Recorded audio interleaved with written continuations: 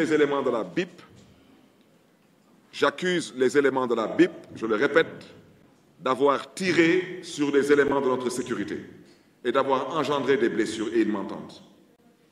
Et le procureur de la République aussi, au besoin, peut me convoquer pour cela, parce que les preuves sont là et les témoins sont là. J'accuse les éléments de la BIP d'avoir agressé les éléments de notre convoi, particulièrement les éléments de notre sécurité, avec une violence inouïe et une violence inacceptable. Seulement, je le répète une fois de plus, parce que le prince aurait, semble-t-il, dit que le ministre de l'Intérieur ne faisait pas son travail. Alors, faire votre travail, chers policiers, ce n'est pas de tirer sur d'honnêtes citoyens. Parce que vous détenez certes le monopole de la violence légale, mais cela ne veut pas dire que vous avez le droit de faire ce que vous voulez. Vous n'avez pas le droit de tirer sur d'honnêtes citoyens désarmés. Vous n'avez pas le droit de maltraiter et surtout pas le droit de torturer d'honnêtes citoyens. Et c'est suite à tout cela que certains de nos éléments de sécurité, et je rappelle qu'il n'y a pas que Bassirou Diop actuellement qui est souffrant. Aujourd'hui, à l'heure où je parle, apparemment, l'administration pénitentiaire s'est ressaisie entre-temps et nous avons certains de nos éléments qui ont été aujourd'hui conduits à l'hôpital de Saint-Louis. Parce que la vérité, c'est qu'ils sont arrivés tous à Saint-Louis mal en point, sur instruction, une fois de plus, de ce prince, qui considérait que M. le ministre de l'Intérieur n'avait pas assez fait son travail. Alors, ça, ce sont des choses à dénoncer. Au-delà de mon interpellation envers M. le procureur de la République, je souhaiterais dire que ce dossier sera un dossier qui sera aussi bien défendu ici au niveau local, parce qu'il n'est pas question qu'on laisse cela passer pour perte et profit. Il n'en est pas question. La police est responsable de ce qui s'est passé lors de cette agression et non cette arrestation à Aloukagne. Et le ministre de l'Intérieur a des comptes à rendre au peuple sénégalais. Je rappelle que M. Bassirou Diop est un citoyen sénégalais. Et il n'est pas mort de mort naturelle et il n'a surtout pas glissé sur une peau de banane. Et j'aimerais que le ministre de l'Intérieur puisse apporter des éclairages par rapport à ce que je viens de dire. Au nom de quoi et pourquoi la police a tiré sur nos éléments de sécurité? Au nom de quoi et pourquoi? Seulement pour plaquer les gens au sol, il fallait utiliser, à la limite, des techniques qui relèvent des arts martiaux pour maltraiter les gens et torturer les gens. Et ensuite, vouloir se comporter comme si on n'a absolument rien fait. Non, je suis désolé. Vous êtes responsable de cette mort. Et à l'international aussi, ce qui devra être fait le sera. Il est temps que les gens qui dirigent ce pays comprennent une bonne fois pour toutes que le Sénégal est une république, est un État qui a signé et ratifié des conventions. On ne peut pas tuer comme on veut dans ce pays et on ne peut pas faire ce qu'on a envie de faire.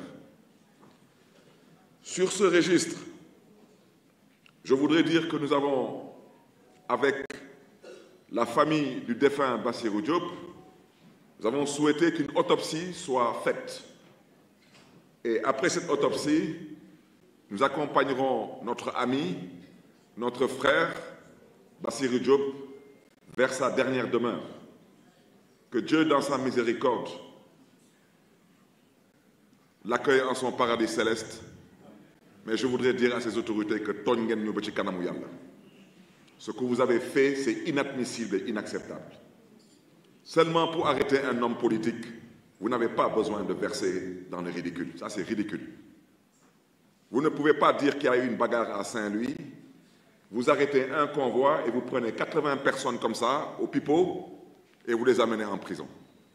Et sur ces 80 personnes, il n'y a pas que des gardes du corps. Il y a un gosse, quand j'ai su qu'il en faisait partie, c'est Babacar, qui est le fils d'une ancienne collègue à moi avec qui j'ai partagé la 14e législature, Ndeye Sira.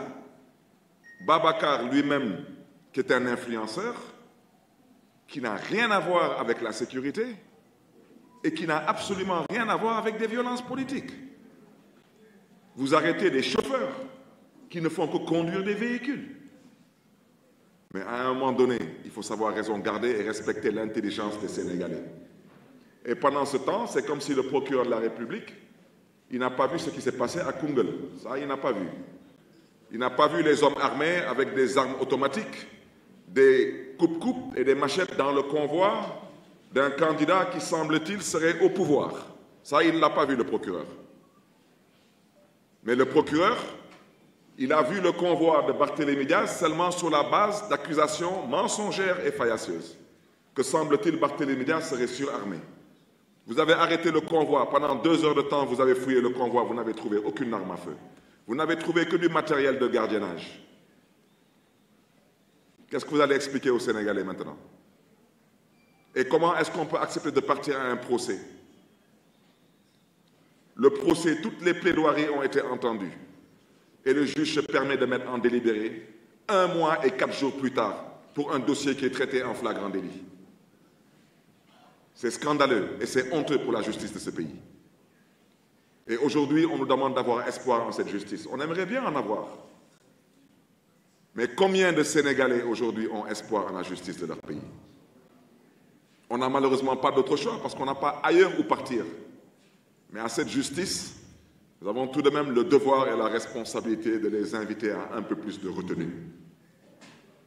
Soyez indépendants, soyez justes et dites le droit et rendez justice au nom du peuple sénégalais. Les 80 personnes qui sont à Saint-Louis n'ont rien à faire en prison. Ces personnes n'ont absolument rien à faire en prison. Ces personnes sont aujourd'hui otages parce qu'on a voulu arrêter un leader politique qui, par la grâce de Dieu, a réussi à ne pas se faire arrêter. Ce n'était que ça. Je voudrais par la même occasion aussi présenter des condoléances et dire que je serai à Saint-Louis dans la semaine pour aller présenter des condoléances à un autre de nos camarades qui, malheureusement, le jour du pseudo-procès, son père qui se déplaçait pour venir assister au procès est mort à l'entrée de Saint-Louis suite à un accident. Donc dire seulement, encore une fois de plus, que tout cela nous peine de voir qu'après toutes ces années de lutte pour que le Sénégal devienne une terre de démocratie, que ces mêmes personnes avec lesquelles nous nous sommes battus, que ces mêmes personnes décident aujourd'hui de ramener le Sénégal encore, je ne sais pas combien d'années en arrière. C'est comme si nous sommes maudits. Ça veut dire que nous passons notre temps à nous battre, à verser notre sang, à faire la